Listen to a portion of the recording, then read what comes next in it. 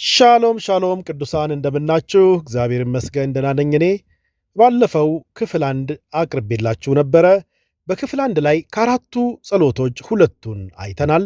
እኚህም ጸሎቶች የተዋጓችሁን ክፎች ሁሉ በእግዚአብሔር የፍርድ ዙፋን ፊት የሚጥልላችሁና በልጁ በኢየሱስ በኩል የዋጃችሁን ሕያው አምላክ እግዚአብሔር እንዲፈርድላችሁና ጠላቶቻችሁን እንዲቀጣላችሁ የሚያደርጉ ተአምራዊ የጸሎት አይነቶችን ነው ያየነው። በክፍል 1 ላይ መለኮታዊ መጥሪያ በክፉዎች ጠላቶቻችሁ ላይ ማውጣትንና በኢየሱስ ክቡር ደም የጠላቶቻችሁን ማስረጃዎች መሻሪያ ጸሎቶችን አይተናል። ይህን ያላያችሁ ወይንም ያልተከታተላችሁ ወደ አብያቲዩብ በመሄድ ማዳመጥ መባረክ ትችላላችሁ። ዛሬ እነሆ ክፍል 2ን ይዤላችሁ ቀርቤያለሁ። ሙሉን ቪዲዮ በጽሞና ብትከታተሉት በእጅጉ ታተርፉበታላችሁ። በመጨረሻም ላይ አጠቃላይ ጸሎት ስላለ በጸሎት እመራችኋለሁ። ጊዜውን ለጌታ መንፈስ ቅዱስ አሳልፈን እንሰጣለን። አሁን ወደ ቪዲዮ። ሦስተኛው ተአምራዊ ጸሎት ማስረጃዎቻችንን በእውነተኛው ዳኛ በእግዚአብሔር ፊት በዝርዝር የማቅረብ ጸሎት ይባላል። ልክ በምድር ላይ እንዳለ ፍርድ ቤት ተከሳሾቻችሁን ማለትም የተዋጓችሁን መከራ ያሳዩአችሁን ክፉዎች፣ አጋንንቶች፣ ሟርተኞች፣ መተተኞች፣ ጠንቋዮች ሁሉ በኢየሱስ ስም መጥሪያ አውጣችሁባቸው በእግዚአብሔር የፍርድ ዙፋን ስር በእግዚአብሔር መለኮታዊ ኃይል ከያሉበት ከተደበቁበት በስውር ከሚሰሩበት የጨለማ መንግሥታቸው ጎትቶ አውጥቶ መልስ መስጠት በማይችሉበት የክብር ዙፋኑ ስር ሲጥልላችሁ ፍርድ ቤቱ ማስረጃችሁን በዝርዝር ከታች እንደምናየው እንድታሰሙ ይፈልጋል። እግዚአብሔር ሳያውቅ ቀርቶ አይደለም። እግዚአብሔር ሁሉን የሚያውቅ አምላክ ነው። ነገር ግን እንደ ፍርድ ቤት ሥርዓት ይህን ጸሎት ከመጸለያችሁ በፊት ማስታወሻ ደብተርና ብዕር መጻፊያ ይዛችሁ በመንፈሳዊ ጥቃት ምክንያት የሆነባችሁን ሁሉ በዝርዝር ጻፉ። አጻጻፉን ሥርዓቱን ከዚህ በታች ተከታትላችሁ በኋላ የምታደርጉት ይሆናል፣ ለመልካም ውጤታማነቱ ማለት ነው። ማስረጃን የማቅረብ ጸሎት ማለት በጌታ በኢየሱስ ሞትና ትንሣኤ ባገኛችሁት የልጅነት ሥልጣን መሠረት በእግዚአብሔር የፍርድ ዙፋን በኢየሱስ ደም ተሸፍናችሁ በሙሉ ልጅነትና ሕጋዊነት በዙፋኑ ፊት የምታቀርቡት የበደል ማስረጃና አቤቱታ ነው። ማስረጃችሁን በቅን ፈራጁ ጌታ ፊት ስታቀርቡ መሆን ያለበት እያንዳንዱን መንፈሳዊ ጥቃት ላይ በነገርኳችሁ መሠረት ከማስታወሻችሁ ላይ በንባብ አቅርቡ። በማትረበሹበት የጸሎት ክፍላችሁ ሆናችሁ የሚወቅሳችሁን ማንኛውንም ኃጢአት ቀድማችሁ ንስሐ መግባት ያስፈልጋል። መረጃችሁን ስታቀርቡ የሆነባችሁን እያንዳንዱን መዘግየት ቢሆን፣ በሽታ ቢሆን፣ እያንዳንዱን ኪሳራ፣ እያንዳንዱን የእናንተ የሆነና የተወሰደባችሁን ነገር፣ እያንዳንዱን የትዳር ሆነ የጓደኝነት መፍረስ፣ እያንዳንዱን የተሰረቀባችሁን ዕድል እናም ሌላ ማንኛውም በክፉ መንፈሳዊ ጥቃት ምክንያት የሆነባችሁን ያለፋችሁበትን ሁሉ በዝርዝር በመጻፍ በንባብ እንደ ክስ መጥሪያ ባወጣችሁባቸው ጠላቶቻችሁ ላይ እንደ መረጃ ተገምግሞ በእውነተኛው ዳኛ ፊት እንዲታይላችሁ በንባብ ማቅረብ ነው። ይህ ጸሎት በጣም አስፈላጊ ነው። ብዙ ክርስቲያኖች ተስፋ የመቁረጥ ጸሎት ሲጸልዩ ነው የሚታየው። ጌታ ሆይ እርዳኝ፣ ጌታ ሆይ ነጻ አውጣኝ፣ ጌታ ሆይ አድነኝ ይላሉ። ጌታን መማፀን ክፋት የለውም። ነገር ግን በልጅነት ሥልጣን መገለጥና መማፀን ያለው ውጤት የሰማይና የምድር ያህል ይለያያልና ነው። ማስረጃችሁን ስታቀርቡ ማወቅ ያለባችሁ እየለመናችሁ ሳይሆን እንደ እግዚአብሔር ልጆች በልጁ የደም ዋጋ እንደተገዛ ክቡር ሰው በጠላቶቻችሁ ላይ በመጨረሻው ፍርድ ቤት ክስ እየመሠረታችሁ ነው። መረጃዎቻችሁን በዝርዝር ስታቀርቡ በጻድቁ ዳኛ ፊት የሆነባችሁን ሁሉ፣ የተሠራባችሁን ክፋትና ደባ ሁሉ እያሳያችሁ ነው። ምን እንደተደረገባችሁ፣ እንዴት እንደሆነባችሁ፣ መቼ እንደሆነባችሁ፣ በማን እንደተደረገባችሁ የመሳሰሉትን ዝርዝር ጉዳዮች ነው መጻፍና መግለጥ ያለባችሁ። ይህን ለማድረግ በጽሞና ጊዜ ልትወስዱ ይገባል። ሲሪየስሊ ጉዳዩንም ልታዩት ያስፈልጋል፣ ለውጤታማነቱ በጣም ስለሚጠቅም። እስኪ ስለ አንድ መንፈሳዊ ጥቃት ስለደረሰበት ቤተሰብ የምስክርነት ታሪክ ላጫውታችሁ ትለናለች ይቺ እህት። 4 ልጆች ያላቸው ባልና ሚስት ነበሩ። እኚህ ባልና ሚስት በጣም ጠንካራ ክርስቲያኖች ናቸው። በጸሎት ኅብረት አስተባባሪነትና በዲያቆንነት የሚያገለግሉ ነበሩ። በሳምንት 3 ቀን ቤተ ክርስቲያን ፕሮግራም ይካፈላሉ፣ ያገለግላሉ። ማለዳ ማለዳ እንደ ቤተሰብ 11 ሰዓት ላይ ተነስተው በኅብረት ይጸልያሉ። በታማኝነት አስራት የሚከፍሉ ናቸው። በብዙ መመዘኛ ሲታይ ታማኝ ክርስቲያን ቤተሰብ ናቸው። ይህ ሁሉ መልካም ነገር እያላቸው ሊገለጽ የማይችል ብዙ ችግሮች ነበሩባቸው። ምንም ቢሞክሩም ችግሩ ሊተዋቸው አልቻለም። ታላቁ ወንድ ልጃቸው በጣም ጎበዝ ተማሪ የነበረውና ከአንደኛ እስከ 5ኛ ይወጣ የነበረው በድንገት ውጤቱ ማሽቆልቆል ጀመረ። ለሳምንታት ሲያጠና ቆይቶ ፈተና ላይ ሲቀመጥ ያጠናውን ሁሉ መርሳት ጀመረ። መምህራን ጭንቀት ነው ይላሉ፣ ሐኪሞችም ጭንቀት ነው ይላሉ። በመንፈስ ዓለም ግን ምክንያቱ ምን እንደሆነ እኔ አውቅ ነበር ትላለች። ይህን ታሪክ የምታወጋን ያኔ ጠንቋይ የነበረች ከዛ የቃል ኪዳን ኅብረት አባል የነበረች ዛሬ ግን በጌታ ነፃ የወጣች እህት ስትቀጥልም እንዲህ ትላለች። የግራ መጋባትን መንፈስ ነበር በትምህርት እንቅስቃሴው ላይ ይላክ ነው። ውጤቱ እንደዛ ያደረገው ያ ነው። ሌላዋ ልጃቸው በተደጋጋሚ አደጋ ደረሰባት። ሽርሽር ሄደው ውሃ ውስጥ ድንገት ሰምጣ ለትንሽ ከሞት ተረፈች። በሞተር ሳይክል ስትሄድ ሞተሮች ተጋጭተው በተአምር ተረፈች። ሌላም ጊዜ ከ3ኛ ፎቅ ባልኮኒ ድንገት ወድቃ እንደዚሁ በተአምር ተረፈች። እናትየዋ መነሻው ያልታወቀ የእግር ህመም ያዛት። ብዙ ሆስፒታል ሪፈር ተደረገች። ብዙ ሺህ የሀገራቸውን ብር ለሕክምና ብታወጣም መፍትሄ አላገኘችም። የአባትየውም የኤሌክትሮኒክስ ጥገና ላብራቶሪ 2 ጊዜ በእሳት ተያይዞ ተቃጠለ። ከመጀመሪያው ቃጠሎ ለማገገም ከወንድሙ ገንዘብ ተበድሮ እንደገና ቢገነባም ከ7 ወራት በኋላ እንደገና መልሶ ተቃጠለ። የእሳት አደጋ ባለሙያዎች የሚሉት እሳቱ የተነሳው በአንድ ጊዜ በተመሳሳይ ጊዜ ከ4 አቅጣጫ እንደሆነ የሙያቸውን ሁኔታ ገለጹ። እኚህ ቤተሰቦች ለዚህ ጥቃት የተጋለጡት ባልተሰበረ የዘር ማንዘር እርግማን ምክንያት ነው። ሰዎቹ መጥፎ ሰዎች ሆነው አልነበረም። እኚህ ልጆች ከመወለዳቸው በፊት አያታቸው ገና ወጣት ሳለ ባለመረዳት በባህል ስም በተዘጋጀ የመሥዋዕት ባህላዊ ሥርዓት ላይ በጓደኞቹ ተጋብዞ ሄዶ ያደረገው ተሳትፎ የደም ቃል ኪዳንንም ያካትት ነበርና በዘሩ ላይ እርግማንን አመጣ። የዚህ የክፋት ሥራ አባል ስለነበረች እቺ እህት የዚህን እርግማን የዚህን ቤተሰብ ችግር መነሻም ታውቃለችና ነው ይህን ምስክርነት የምትነግረን። ለእርሱ ያ ጉዳይ ሀገራዊ ባህልን ማክበር እንደሆነ እንጂ ያቺ ያደረጋት ባህላዊ ስነ ስርዓት በባህር ውስጥ ካለ አጋንንታዊ ኃይል ጋር በደም ቃል ኪዳን መታተሙን ያ ሰው አያታቸው ወጣት እያለ አልተረዳውም ነበር። ያቺ ተሳትፈው በመንፈስ ዓለም እንደተመዘገበች አልተረዳም። ይቺ እህት ዛሬ ጌታ የቀየራ ስትናገር በዚያች አንድ ተሳትፈው ምክንያት የዛን ሰው ትውልድ ሁሉ ላይ መንፈሳዊ ጥቃት ለማድረስ ሕጋዊ መሠረት አገኘን ትላለች። ብዙ ጸለዩ፣ ብዙ አጋንንትን የመቃወም ጸሎቶችን ጸለዩ፣ ብዙ ጾሙ። ችግሩ ግን ሊወገድ አልቻለም። ጋብ የሚል ነገሮች ይኖራሉ፣ ከስሩ ግን የተነቀለ የተወገደ ነገር የለም። ከዚያም ፓስተራቸው ለአንድ ኮንፈራንስ ወደ ሌላ ከተማ ሄዶ ነበርና ስለ መንግሥተ ሰማይ ፍርድ ቤት ተምሮ ተመለሰ። ከዚያም ተመልሶ የቤተ ክርስቲያኒቱን ምዕመናን ማስተማር ጀመረ። ከዚያም ታሪካቸውን እየሰማን ያለነውን የኦኪን ቤተሰብ ማስረጃ የማቅረብ ጥበብ በተለይ እያለፉበት ካሉበት ችግር አንጻር በአትኩሮት እነሱን ማስተማር ጀመረ። እናትየዋም ይህንን ትምህርት ከልብ በማስተዋል ማስታወሻ ደብተር አዘጋጀችና በቤተሰቡ ላይ የሆነውን ሁሉ በ3 ቀን ጽፋ ጨረሰች። እያንዳንዱን ሕመም፣ እያንዳንዱን አደጋ በዝርዝር፣ እያንዳንዱን የገንዘብ ውድመት ከነመጠኑ፣ እያንዳንዱን በቤት ውስጥ የተረበሸ ኅብረትና ሪሌሽን፣ እያንዳንዱን ረባሽ ሕልሞች፣ እያንዳንዱን የተደጋገመ የክፋት ተጽዕኖ ሁሉ በዝርዝር በመጻፍ ብዙ ገጾችን የሚሆን ፋይል በእግዚአብሔር ፊት አቤት ስትል አቤቱታ አቀረበች። በእግዚአብሔር ፊትም ተንበርክካ መረጃን የማቅረብ ጸሎት መጸለይ ጀመረች። ፋይሉን በሕያው አምላክ በእግዚአብሔር ፊት ይዛ እንዲህ አለች። ጻድቅ ፈራጅ ሆንክ እግዚአብሔር አምላክ ሆይ በቤተሰቤና በሕይወቴ ላይ የሆነውን ሁሉ በፊትህ አቀርባለሁ። የልጄን ትምህርት ውጤቶች፣ ሴት ልጄን የገጠማትን 3 ከባድ አደጋዎች ሁሉ በፊትህ አቀርባለሁ። እግሮቼን ስለያዘው በሽታ ጉዳይም በፊትህ አቀርባለሁ። የባለቤቴን ላብራቶሪ ስለተቃጠለው 2 እሳቶች ጉዳይ በፊትህ አቀርባለሁ።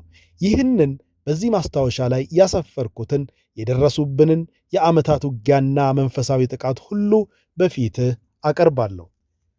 አባት እግዚአብሔር ሆይ ይህንን ማስረጃ አይተህ እንድትገመግምልኝ፣ ምንጩ እንድታየውና ፍርድህን እንድትሰጠኝ በኢየሱስ ስም እጠይቃለሁ አለች። ይህን ካለች በኋላ በመንፈስ ዓለም የሆነውን በሕይወቴ እስካለው ድረስ መቼም የምረሳው አይደለም ትላለች እህት። በሰማይ መጽሐፍ ሲከፈት በመንፈስ ዓለም ሆኜ ያየው። በዚያም የተከፈተ መጽሐፍ ላይ የቃል ኪዳን ማኅበራችን በዚህ ቤተሰብ ላይ ያደረሰው እያንዳንዱ መንፈሳዊ ተጽዕኖ ሁሉ ተጽፎ አየው። ይህን ቤተሰብ ለመዋጋት ያደረግነው እያንዳንዱ መንፈሳዊ ሥርዓት፣ እያንዳንዱ ያቀረብነው ክፉ መሥዋዕት፣ እያንዳንዱ የተናገርናት እርግማን፣ እያንዳንዱ የውድቅት ሌሊት ሥራዎቻችን፣ እያንዳንዱ ያሰማራነው መንፈስ ሁሉ ተመዝግቦ አይቼ እጅግ ተገረምኩ፣ ተደነቅኩ ትላለች። በዚህ በመንፈስ ዓለም ሆኜ ሳይ ትላለች ያን ቤተሰብ የተዋጋንበት ሕጋዊ መሠረታችን ሲናጋ አየው። በአያትየው የዘር እርግማን ላይ መሠረት ያደረገው ሥራችን ለማፍረስ የኢየሱስ ደም ሲገለጥ አየው። የደሙ ኃይል የዘር እርግማኑን ሲሽረው፣ ማስረጃችንን ሲያጠፋው አየው። ኢየሱስ ራሱ እንደ ጠበቃ ቆሞ የደማሁላቸው ናቸው፣ በደሜ የተዋጁ ናቸው፣ ዋጋ የተከፈለላቸው ናቸው ሲል ሰማው። ለእኛ ለሥራችን መግቢያ በር በሆነን በዚያ የአያትየው ኃጢአት ላይ ደሙን ሲያቀርብ መግቢያ በራችን ሁሉ ተዘጋ። በእነሱ ላይ ያለን ክስ ሁሉ ተዘጋ ትላለች። ያ ብዙ ዓመታትን የፈጀ ሥራችን በአንድ የከፍተኛ ፍርድ ቤት ውሎ ተዘጋ። ከዛ ቀን በኋላ በዛ ቤት ላይ የነበረን ሥራ ሁሉ ፈረሰ ትላለች እህት። ከዛ በኋላ በ3 ወር ውስጥ ልጁ ፈተናውን በከፍተኛ ውጤት መጨረስ ቻለ። የእናትየዋ እግር ሙሉ በሙሉ ዳነ። ሴቷም ልጅ የአደጋ ስጋቷ ሁሉ ጠፋ። የአባትየውም ላብራቶሪ ዳግመኛ ተገንብቶ በብዙ ፍሬያማነት ተባረከ። ከአእምሮም በላይ በሆነ በረከት ሥራው ሁሉ ተባረከ። ይህ እንግዲህ ማስረጃችሁን በተገቢው መንገድ በመንግሥተ ሰማይ ፍርድ ቤት የማቅረብን ኃይል ያሳየናል። ወገኖች ማስረጃችሁን ስታቀርቡ ፍርድ ቤቱ ክሱን በጥልቀት ያየዋል። የኢየሱስ ደም በእናንተ ፈንታ ሲታይ ምንም አይነት መርገም መቆም አይችልም። ምንም አይነት የጨለማ አሳይመንት መቀጠል አይችልም። ክብር ለኢየሱስ ይሁን። አሁን ከዚህ በመቀጠል አራተኛውና የመጨረሻውን ጸሎት የምናይበት ጊዜ ነው። ይህም የጸሎት አይነት የፍርድ አፈጻጸም ጸሎት ወይንም ቨርዲክት ኢንፎርስመንት ፕሬየር የሚባለው የጸሎት አይነት ነው። ይቺ እህት ስትናገር ይሄ ጸሎት በጠንቋዮቹ ማኅበር ውስጥ በጣም የሚፈራ የጸሎት አይነት ነው። ይህ ጸሎት የመንግሥተ ሰማይን እውነተኛ ፍርድ፣ እግዚአብሔር በጽድቅ የፈረደላችሁን ፍርድ በምድር ላይ እንዲገለጥ እንዲፈጸም የሚያደርግላችሁ ኃይለኛ የጸሎት አይነት ነው። ጠላትን የሚያስቆም፣ ሥራውን ሁሉ የሚያፈርስ፣ በረከትና ክብራችሁን የሚያስመልስላችሁ የጸሎት አይነት ነው።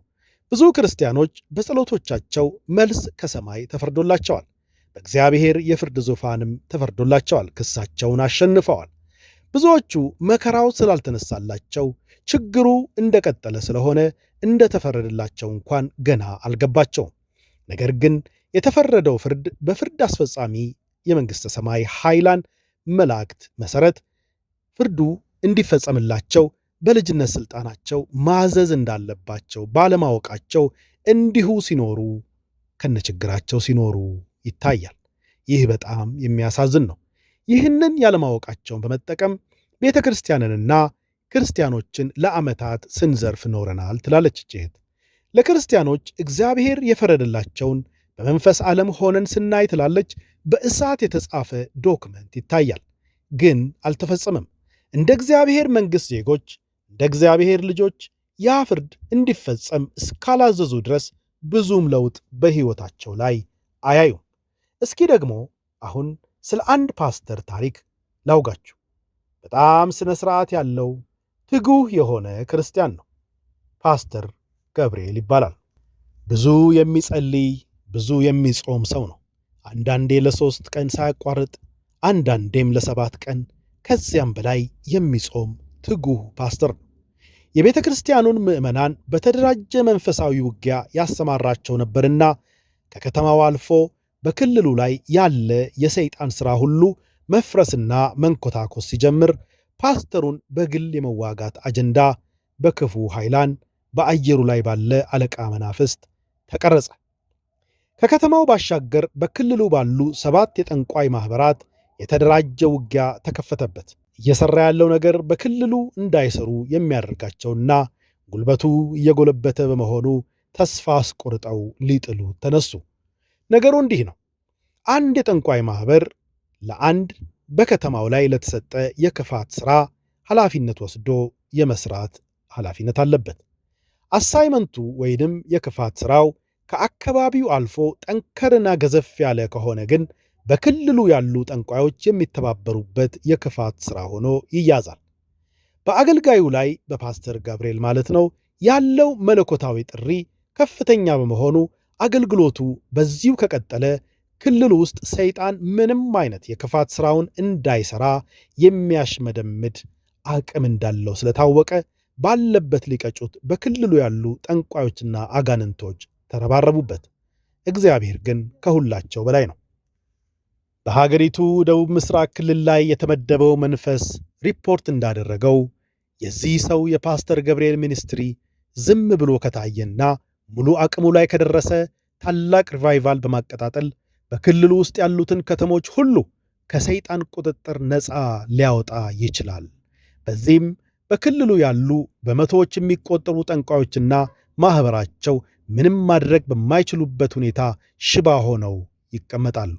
በዚህም በሺዎች የሚቆጠሩ በክልሉ ውስጥ የተያዙት አሳይመንቶቻቸው፣ የክፋት ሥራዎቻቸው፣ ዕቅዶቻቸው ሁሉ እንደሚፈርስ መንፈሱ ሪፖርት አደረገ። በዚህም ሪፖርት በክልሉ ላይ የተመደበው አለቃ መንፈስ በመደናገጥ በክልሉ ውስጥ ያሉት ጠንቋዮችና የክፋት ቃል ኪዳን ማኅበራት በሙሉ ፓስተር ገብርኤልን እንዲዋጉት የቀረበውን ጥያቄ አጸደቀው፣ ወደ ሥራ ገቡ። በዚህም ጤናውን ተዋጉት፣ ፋይናንሱን ተዋጉት፣ ትዳሩን ተዋጉት። በቤተ ክርስቲያንና በክርስቲያኖች ዘንድ ያለውን መልካም ዝና ላይ ጭቃ መቀባት ጀመሩ። በውሸት ስሙን ማጥፋት ጀመሩ። የውሸት ክሶች ይጎርፉበት ጀመር። የራሳቸውን ሰዎች በሱ ቤተ ክርስቲያን አስርገው በማስገባት በቤተ ክርስቲያኒቱ ውስጥ መከፋፈልን ፈጠሩ። ልጆቹን መርገም ያዙ። ተሰብስበው የሚያመልኩበትን የቤተ ክርስቲያኒቱን ሕንፃ ላይ አደጋ እንዲደርስ በማድረግ 2 ጊዜ ቦታ እንዲቀይሩ እንዳይረጋጉ ማድረግ ያዙ። በዚህ ሁሉ መከራ ውስጥ ፓስተር ገብርኤል በትጋት ይጸልይ ነበር። ጸሎቱም ከሕያው አምላክ ማደሪያ ደርሶ ከፍርድ ዙፋኑ ለየጸሎቱ ፍርድ ወጥቷል። በየጸለየባቸው ጊዜያት ሁሉ ፍርድ ይወጣ ነበር። ይህች እህት በጊዜው ይህንን ክፋት ከሰሩት ጋር የተባበረች ነበረችና እንዲህ ትላለች። እኛ ስንዋጋው ሁሉ በመንፈስ ዓለም ሆኜ ስመለከት ለፓስተሩ ፍርድ ወጥቶለት ይታያል። የተለያዩ የፍርድ ዶክመንቶች በብርሃን ተጽፈው በሥልጣን የታተሙ ናቸው። እግዚአብሔር ይህ በፓስተር ገብርኤል ላይ የተከፈተው ውጊያ እንዲቆም ትእዛዝ ፍርድ ከዓመታት በፊት አውጥቷል። በፓስተር ገብርኤል ላይ ውጊያ የከፈቱ 7ቱም የክፋት ቃል ኪዳን አባላት ሁሉ ላይ ፍርድ አውጥቶባቸዋል። ለፓስተር ገብርኤል በተቃራኒው መስፋፋትን፣ የምርኮ መመለስና ታላቅ የአገልግሎት ቅባትና መለቀቅ እንዲሆን እግዚአብሔር ፍርድ ካወጣ ዓመታት አልፈዋል። ሆኖም ግን ፓስተር ገብርኤል ከችግሮቹ ጋር ግብ ግብ ከመያያዝ ውጪ በእግዚአብሔር የፍርድ ዙፋን ወይንም ኮርት ኦፍ ሄቨን ፍርድ ከወጣ በኋላ ስለ መንፈሳዊ ፍርድ አፈጻጸም ሂደት ዕውቀቱ አልነበረውምና ትግሉ ቀጠለ። ትግሉ ለ5 ዓመታት ቀጠለ።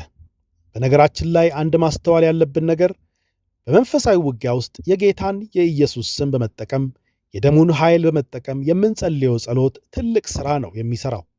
ክፉዎች በእኛ ላይ ባሰቡት ልክ በእኛ ላይ እንዳይከናወኑ ማድረግ እንችላለን። እንዲህ በመጸለይ ፓስተሩ 5 ዓመት የቆየውም በዚህ እንጂ ዝም ብሎ ቢሆን ባጠፉት ነበር። ሥራቸውን ሙሉ ለሙሉ ለማስቆም ግን አሁን እየተማማርን ያለነውን መንፈሳዊ ሂደቶች 4ቱን የጸሎት አይነቶች በእምነት በትኩረት መጸለይ ነው። ሌላ አገልጋይ መጥራትም አያስፈልገንም። ከመንፈስ ቅዱስ ጋር እንደ እግዚአብሔር ልጆች ራሳችን ልንጸልይ እንችላለን። በክርስቶስ አምነን ለዳንን ለሁላችን ለእያንዳንዳችን ሀብታም ቢሆን ድሃ፣ ቀጭን ቢሆን ወፍራም፣ ነጭ ቢሆን ጥቁር የኢየሱስ የከበረ ደም ይናገርልናል። ሃሌሉያ! ክብር ሁሉ ለእግዚአብሔር ይሁን። ከዚህ ዕውቀት ማነስ የተነሳ የፓስተር ገብርኤል መከራ ሳይቆም መቀጠል ቻለ። በክርስቶስ አካል ውስጥ ያለ በእጅጉ የሚያሳዝን ችግር ነው። እንዲህ ያለ ችግር ዛሬም በሚሊዮን የሚቆጠሩ ክርስቲያኖች ለወራት ለዓመታት በብዙ መከራ ውስጥ ሲያልፉ እግዚአብሔር የለም ወይ? ይሄ ሁሉ ሲሆን እግዚአብሔር ለምን ዝም ይላል? የሚሉ ድምፆችን ቤቱ ይቁጠረው። ይህች እህት ስትናገር የሚሊዮን ክርስቲያኖች ጸሎት በማደሪያው ከተሰማ በኋላ ከተቀደሰው የፍርድ ዙፋኑ ፍርድ ከወጣላቸው ቆይቷል። ሆኖም የፍርድ አፈጻጸም ጸሎት የገባቸው ግን ጥቂቶች ብቻ ናቸው። ሌሎቹ ከዚህ ዕውቀት መጉደል የተነሳ ከነችግሮቻቸው አሉ። ከጊዜያት በኋላ ፓስተር ገብርኤል የአገልጋዮችን ኮንፈረንስ ለመካፈል ተጋብዞ ወደ አቡጃ ከተማ ሄደ። በዚያም ኮንፈረንስ ላይ ከጋና አክራ የመጣ አንድ ነቢይ እግዚአብሔር አምላክ ጸሎታችንን ሰምቶ የፈረደልንን ፍርድ በምድር ላይ እንዲፈጸም ማድረጊያ ወይንም የፍርድ ማስፈጸሚያ ሥርዓት ላይ ትምህርትን ያስተምር ነበርና ፓስተር ገብርኤል ከዚያ ትምህርት በኋላ ሕይወቱ ተቀየረ። ያ ነቢይ ሲያስተምር ብዙዎቻችሁ እግዚአብሔር ፈርዶላችሁ ሳለ አሁን የምትታገሉትና አሁን የሚዋጋችሁ ውጊያ ከዓመታት በፊት ሊቆም ሲገባው የሰማይን ፍርድ ማስፈጸሚያ መንገድ ባለማወቃችሁ ብቻ በጌታ ስም በመገሰጽ ብቻ ዛሬን የመትረፍ ነገን የመዋጋት ዛሬን የመትረፍ ነገን መልሶ የመዋጋት ቀጣይ ትግል ውስጥ አላችሁ ብሎ አስተማረ። ይህን ዕውቀት ያዙ፣ በልጅነት ሥልጣናችሁም ቁሙ፣ የተወሰነላችሁን እግዚአብሔር የፈረደላችሁን በእምነት አውጁ። ከዚያም በደሙ ዋጋ እንደተገዛ የእግዚአብሔር ልጅ እንደሆነና መላእክት እንደሚታዘዙት ክርስቲያን በመቆም የእግዚአብሔር ፍርድ አስፈጻሚ መላእክት ፍርዱን አሁን እንዲያስፈጽሙት በኢየሱስ ስም በጌታ በኢየሱስ ደም ተሸፍናችሁ ማዘዝ። ይህ ነው ማሰሪያው። ፓስተር ገብርኤልም ወደ ከተማው ሲመለስ በመንፈሱ ተቀጣጥሎ ነበርና የተማረውን የሰማይን ፍርድ ማስፈጸሚያ ጸሎት እንደተባለው በማለዳ በመነሳት 10 ሰዓት ላይ ሌሊት 10 ሰዓት ላይ እየተነሳ በእግሮቹ ጸንቶ በመቆም መጸለዩን ማዘዙን ተያዘው።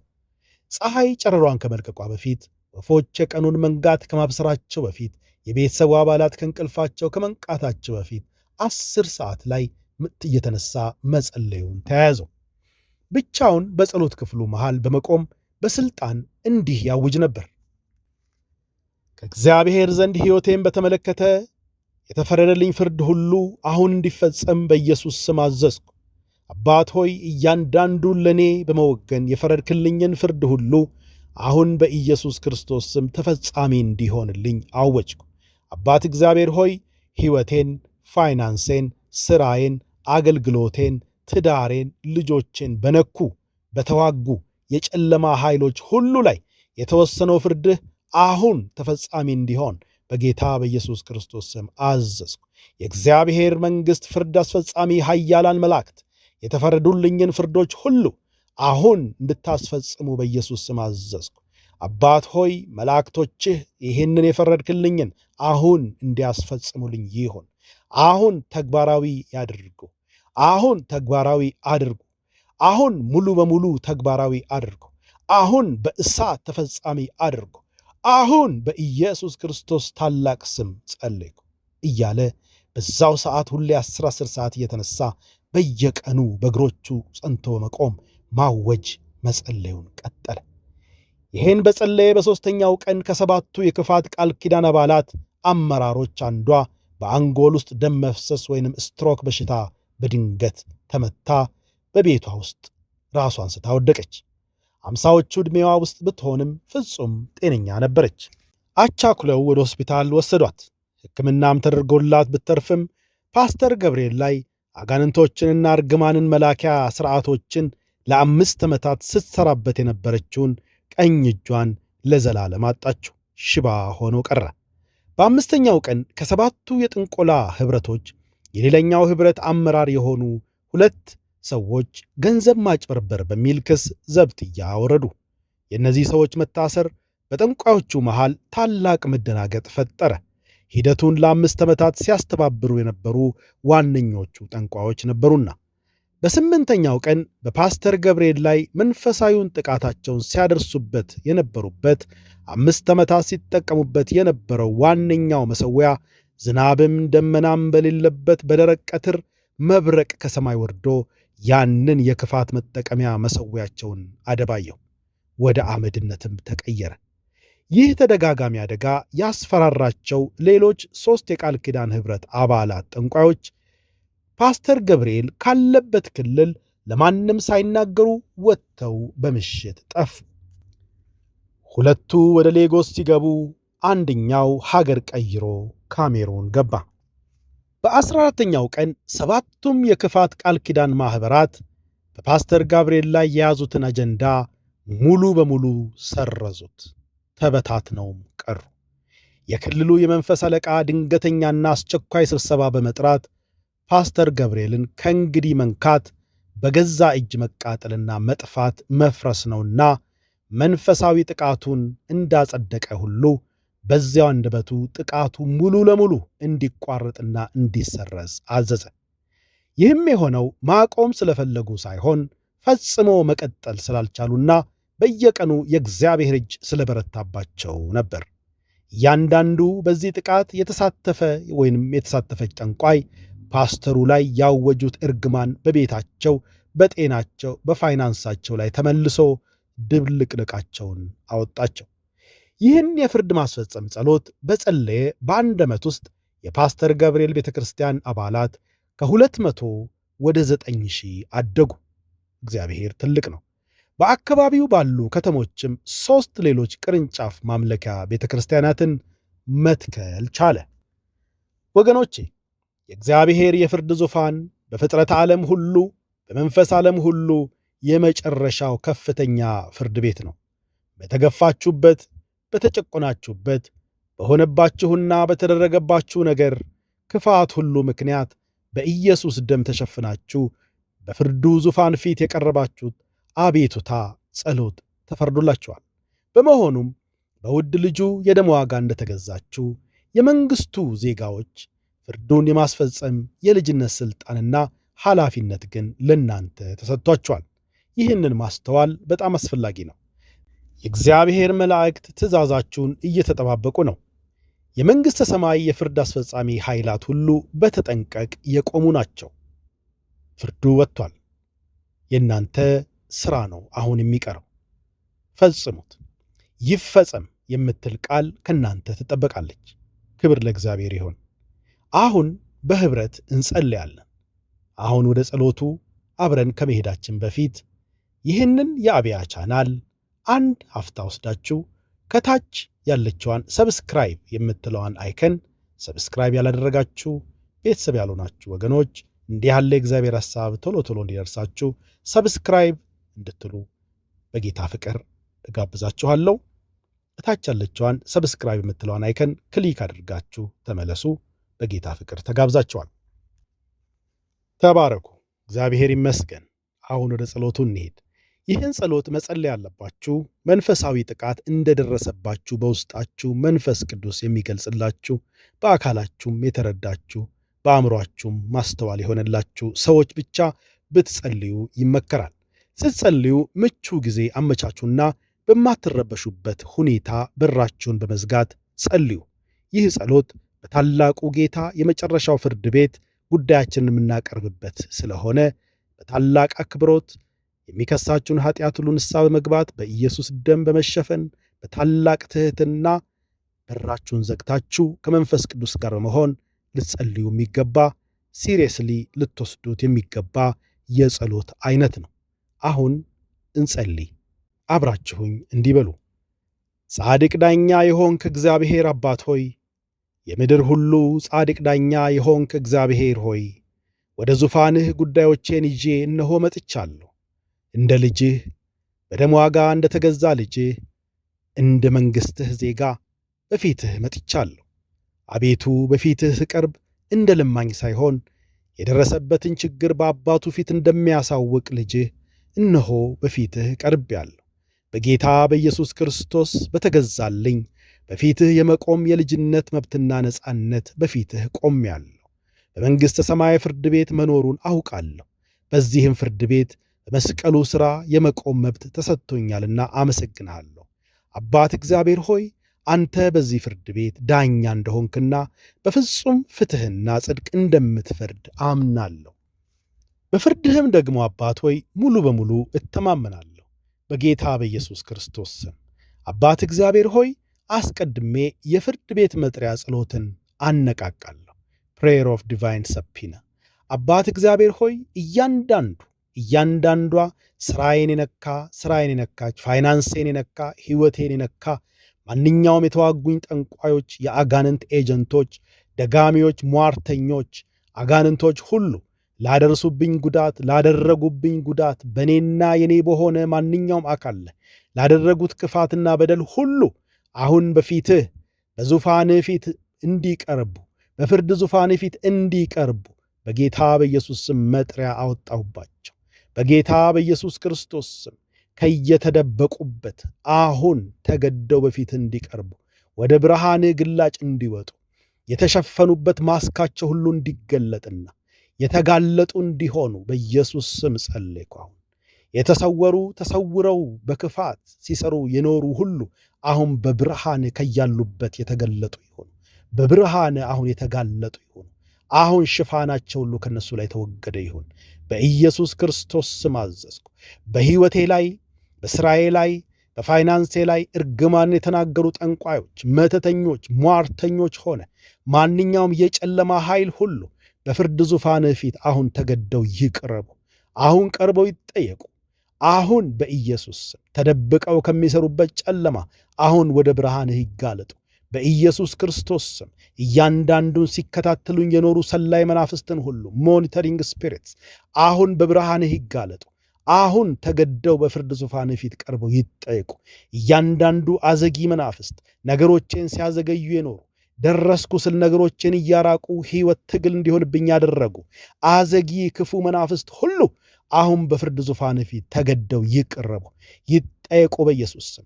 እያንዳንዱ የግራ መጋባት መናፍስት፣ እያንዳንዱ የፍርሃት መናፍስት፣ እያንዳንዱ የሰላቢ መናፍስት፣ እያንዳንዱ የድህነት መናፍስት፣ እያንዳንዱ የበሽታ መናፍስት፣ እያንዳንዱ ገዳቢ መናፍስት፣ እያንዳንዱ እድገትን ገቺ መናፍስት በሕይወቴ፣ በሥራዬ፣ በፋይናንሴ፣ በቤተሰቤ፣ በነፍሴ፣ በዕጣ ፈንታዬ፣ በቤቴ፣ በልጆቼ፣ በሕይወቴ፣ በሰላሜ፣ በክብሬ፣ በሞገሴ ላይ ላደረጉት ክፋት ሁሉ በፊትህ አሁን ቀርበው ይጠየቁ። አሁን ይቅረቡ። አሁን ከያሉበት ከተሰወሩበት ብርሃንህ ኃይል አሁን ተገደው ይቅረቡና ይጠየቁ። በፍርድ ዙፋንህ ስር ተጥለው አሁን ይጠየቁ። በኢየሱስ አሁን መለኮታዊ መጥሪያ አወጣሁባቸው። አሁን ይቅረቡ በኢየሱስ ስም። እግዚአብሔር አባት ሆይ አንድም የዕጣ ፈንታዬ ጠላት፣ አንድም የሕይወቴ ጠላት በጥላ ተከልሎ አይቅር። ሁሉም በኢየሱስ ስም ወደ ብርሃን ይጋለጡ። ሁሉም አሁን ተገደው በፍርድ ዙፋን ፊት ይቅረቡ። ሰው የሆኑ ኤጀንቶች ቢሆኑ፣ ክፉ መናፍስት ቢሆኑ ሁሉም አሁን ይቅረቡ። ሁሉም አሁን ይቅረቡ። ሁሉም አሁን ይቅረቡ። ሁሉም አሁን ይጋለጡ በኢየሱስ ክርስቶስ ስም። ይጠየቁ በጌታ በኢየሱስ ስም። ጌታዬ ኢየሱስ ክርስቶስ ሆይ አሁን በዚህ የፍርድ ሂደት ጠበቃ የሆነ እንድትቆምልኝና የጠላትን ማስረጃ መደምሰሻ ደምህ እንድታቀርብልኝ እጠይቅሃለሁ። ጌታዬ ሆይ ደምህ በእኔ ፈንታ ሆኖ ይናገርልኝ። ደምህ በሕይወቴና በእኔ በሆነው ሁሉ ላይ ያለን ማንኛውንም እርግማን ይሻርልኝ። ማንኛውንም የዘር እርግማን፣ የዘር ቃል ኪዳን ደምህ ከሕይወቴና ከቤተሰቤ ላይ ለዘላለም ይሻርልኝ። ማንኛውንም የጠላትና ማንኛውም ጠላት በእኔና በቤተሰቤ በሥራዬ የኔ በሆነ ማንኛውም አካል ላይ የተጠቀመውን ሕጋዊ መሠረት ሁሉ ደምህ አሁን ለዘላለም ያፍርስልኝ፣ ይደምስስልኝ። አባት እግዚአብሔር ሆይ ደግሞም የሆነብኝን እኚህ ክፉ ጠላቶች ያደረጉብኝን ጽፌ በመዝገቤ የያዝኩትን ማስረጃዎቼን እነሆ ባንተ በጻድቅ ፈራጁ ጌታ ፊት አነባለሁ። ወገኖች ይሄ እንደየሰው ስለሚለያይ እንደየገጠማችሁ ችግር የጻፋችሁትን በአክብሮት በመንበርከክ አሁን በእግዚአብሔር ፊት ማስረጃችሁን የምታቀርቡበት ስለሆነ ተንበርክካችሁ በአክብሮት በእግዚአብሔር ፊት ማስረጃችሁን አንድ በአንድ እንዲታይላችሁ የሆነባችሁን ሁሉ ዘርዝራችሁ የጻፋችሁትን ሁሉ በእግዚአብሔር ፊት አንብቡ። በእግዚአብሔር ፊት ጉልህ ባለው ድምፅ አቅርቡ። ሃሌሉያ! ክብር ለእግዚአብሔር ይሁን። እያንዳንዱን የሆነብኝን መንፈሳዊ ጥቃት፣ እያንዳንዱን ከክፉ የሆነ ሕመም በፊትህ አቀርባለሁ በሉ። እያንዳንዱን በፋይናንሴ ላይ የተደረገን ጥቃት በፊትህ አቀርባለሁ። እያንዳንዱን የተሰረቁብኝን ዕድሎች በፊትህ አቀርባለሁ በሉ። እያንዳንዱን ከክፉ የሆነ ያለፍኩባቸውን የእንቅልፍ ማጣትና መረበሽ ቢሆን በፊትህ አቀርባለሁ በሉ። እያንዳንዱን በሞገሳችሁ ላይ ለሆነ መስተጋጎል የተሰረቀባችሁን ዕድል ሁሉ በፊትህ አቀርባለሁ በሉ። ማንኛውንም ቤተሰቤን፣ ዘሬን የተከተለ የውድቀትና በኑሮ አድጎ ያለመውጣት አዙሪት ፓተርን ኦፍ ስታግኔሽን ኢን ፌሊየር የሚባለው ማንኛውንም በኑሮ አድጎ ያለመውጣት አዙሪትን ሁሉ በፊትህ አቀርባለሁ። ምክንያታዊ ባልሆኑ ጉዳዮች የዘገዩ ነገሮችን ሁሉ በፊትህ አቀርባለሁ። እያንዳንዱ የተሰናከሉ የተስፋ ቃሎችንና ዕድሎችን በፊትህ አቀርባለሁ። አባት ሆይ ይህ የኔ የደረሰብኝ ጉዳት ነው። ይህ ማስረጃዬ ነው። አንተ መርምረው፣ አንተ እየው፣ ፍርድንም ደግሞ ስጠኝ። ፍርድህ ጻድቅ ነውና አመሰግንሃለሁ። በልጅህ በኢየሱስ ደም ተሸፍኜ ይህንን አቤቱታ አቅርቤያለሁ። ማስረጃዬን አቅርቤያለሁ። በኢየሱስ ክርስቶስ ስም አሜን። ወገኖቼ ከላይ ያሉትን ጸሎቶች ማለዳ ማለዳ ከእንቅልፋችሁ እንደተነሳችሁ ሌላ ምንም ሥራ ሳትሰሩ በእግዚአብሔር ፊት በመቅረብ ይህንን ጸሎት ጸልዩ። የመጨረሻው ጸሎት የፍርድ አፈጻጸም ጸሎት ወይንም ፕሬየር ኦፍ ቨርዲክት ኢንፎርስመንት የሚባለውን ግን ምሽት ላይ ከመተኛታችሁ በፊት ብትጸልዩ ጥሩ ነው። ምክንያቱም ፍርድ እንዲሰጣችሁ ጸልያችኋል። ምሽት ላይ ደግሞ እግዚአብሔር እንደፈረደላችሁ እንደ እግዚአብሔር ልጆች ፍርድ እንደወጣላችሁ ማሰብ፣ ያ ፍርድ እንዲፈጸም ማታ ማታ በአከታታይ ከ14 እስከ 21 ቀን ለሚሆን ጊዜ ቆማችሁ ሳታቋርጡ አውጁ። ክብር ሁሉ ለእግዚአብሔር ይሁን። ስለዚህ አሁን የምንጸልየው ደግሞ ማታ ማታ የምንጸልዩትን የመጨረሻውን የፍርድ አፈጻጸም ጸሎት ወይንም ፕሬየር ኦፍ ቨርዲክት ኢንፎርስመንትን ይሆናል። ይህንን ጸሎት ስትጸልዩ አባት እግዚአብሔር ሆይ ጉዳይን ሁሉ አይተሃልና አመሰግንሃለሁ። ማስረጃዎቼን ሁሉ አይተሃል መርምረሃልና አመሰግንሃለሁ። የኢየሱስ ደም ታይቶልኛልና የጨለማ ኃይላት የጠላቶቼ ማስረጃ ሁሉ ተደምስሷልና አመሰግንሃለሁ። ካንተ መልካም ፍርድ የተነሳ እኔና እኔ የሆነ ነገር ሁሉ ነፃ ወጥተናልና አመሰግንሃለሁ። አሁን የፈረድክልኝ ፍርድ ሁሉ በፍርድ አስፈጻሚ የመንግሥት ኃይላት ሁሉ ምንም ሳይቀር ሙሉ ለሙሉ እንዲፈጸምልኝ በኢየሱስ ስም አሁን አዛለሁ። አባት ሆይ ለእኔ የፈረድክልኝ እያንዳንዱ የፍርድ ውሳኔ አሁን እንዲፈጸምልኝ በኢየሱስ ስም አዛለሁ። እኔንና የኔን ነገር ነፃ የሚያወጣ የፍርድ ውሳኔ ሁሉ አሁን ተፈጻሚ እንዲሆንልኝ በኢየሱስ ስም አዘዝኩ። ባንተ ላይ የተሠራ መሳሪያ ሁሉ አይከናወንም የሚለውን ፍርድ ተፈጻሚ እንዲሆንልኝ አሁን አዘዝኩ።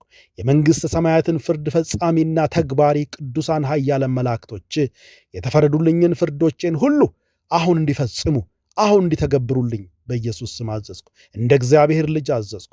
አሁን ውጡና ተግብሩልኝ።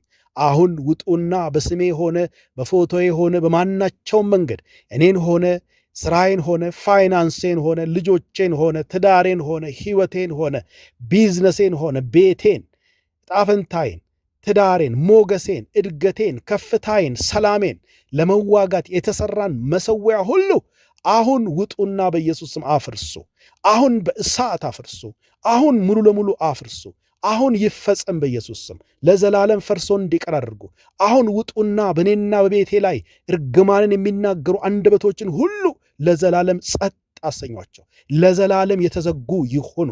አሁን ይፈጸም በኢየሱስ ስም። ደግሞ ማውጃለሁ። እግዚአብሔር ሆይ ከዚች ቀን ጀምሮ በእኔ ሆነ የኔ በሆነ ነገር ላይ የሚደረግ ማንኛውም መንፈሳዊ ጥቃት ሆነ ሙከራ ወዲያው በታላቅ መለኮታዊ በቀል ይዳፈናል ብዬ አውጃለሁ። ታላቅ መለኮታዊ በቀል በሰሪዎቹና በተባባሪዎች ሁሉ ላይ ይሆናል ብዬ አወጅኩ በኢየሱስ ስም። አቤቱ ይህ ጸሎቴ በመንግሥተ ሰማያት መጽሐፍ ላይ ይመዝገብ፣ በእልፍ አእላፍ መላእክት ምስክርነት ይኖረው። ባንተ በሕያው አምላክ ሰራዊቶች ተፈጻሚ ይሆንልኝ። በጌታ በኢየሱስ ክርስቶስ ደም ይታተም ይሸፈን። አባቶይ የፍርድ ውሳኔ ተፈጻሚ ሆኖልኛልና አመሰግንሃለሁ። ሆነ ተፈጸመ፣ ሆነ ተፈጸመ፣ ሆነ ተፈጸመ። በታላቁና አቻ በሌለው በጌታ በኢየሱስ ክርስቶስ ታላቅ ስም ጸለይኩ። አሜን። ወገኖቼ እንግዲህ ጸልየናል። እግዚአብሔር ይመስገን። ለዚህ ቻናል አዲስ የሆናችሁ ወገኖች እንዲህ ያለ የእግዚአብሔር ሐሳብ ቶሎ ቶሎ እንዲደርሳችሁ ሰብስክራይብ እንድታደርጉ በጌታ ፍቅር አበረታታችኋለሁ። እታች ያለችውን ሰብስክራይብ የምትለውን አይከን ክሊክ እንድታደርጉ አሁን የአንድ አፍታ ዕድል ልስጣችሁ። ጌታ ኢየሱስ ይባርካችሁ። ተባረኩ። ሻሎም